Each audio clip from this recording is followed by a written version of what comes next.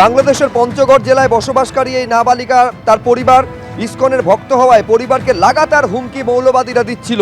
সম্মান রক্ষায় সীমান্ত পেরিয়ে জলপাইগুড়িতে আশ্রয় নেওয়ার চেষ্টা করে নাবালিকা হিন্দুকে বাড়ি থেকে তুলে নিয়ে যাওয়ার হুমকি দেয় মৌলবাদীরা। আর তারপর এই হুমকির মধ্যে পড়ে অসুস্থ মা বাবাকে বাংলাদেশে পঞ্চগড়ে রেখে এসে বাধ্য হয়ে ভারতে আশ্রয় নেওয়ার চেষ্টা করে।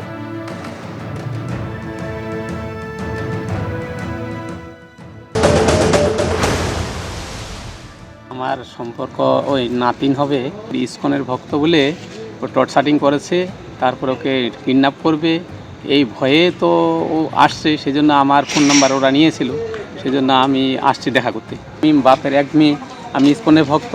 এই ইসকনের ভক্ত হয়ে আমার দোষ হয়েছে, সেজন্য আমাকে এই জন্য ওরা বাড়িতে আসে হুমকি দিচ্ছে। বাংলাদেশের কোথায় বাড়ি ওনার? বাংলাদেশের বাড়ি হচ্ছে পঞ্চগড়ে। ভয়ে আসছে, আবার এখানে এখন পিএসএফ ধরেছে, সেই জন্য আমি থানায় আসছি, দেখা করলাম বড়োর সাথে।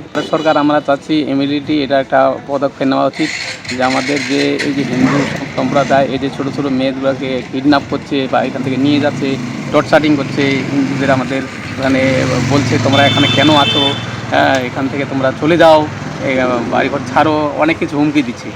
তো প্রাণ ভয়ে একটা মেয়ে এখন কী করবে? বাংলাদেশে হিন্দুদের ওপর অত্যাচার কোন পর্যায়ে গিয়েছে দুটো ছবি তার একেবারে জ্বলন্ত সাক্ষ্য বহন করছে। পাশাপাশি দুটো ছবি আপনাদের সামনে রাখবো। একদিকে ইসকন ভক্ত হওয়ার কারণে তাদের ওপর মৌলবাদীরা হুমকি দিয়েছে, বাড়ি থেকে অপহরণ করে নেওয়ার হুমকি দিয়েছে। প্রাণ ভয়ে নাবালিকা কিশোরী সীমান্ত পেরিয়ে বাংলায় ভারতে ঢোকার চেষ্টা করে।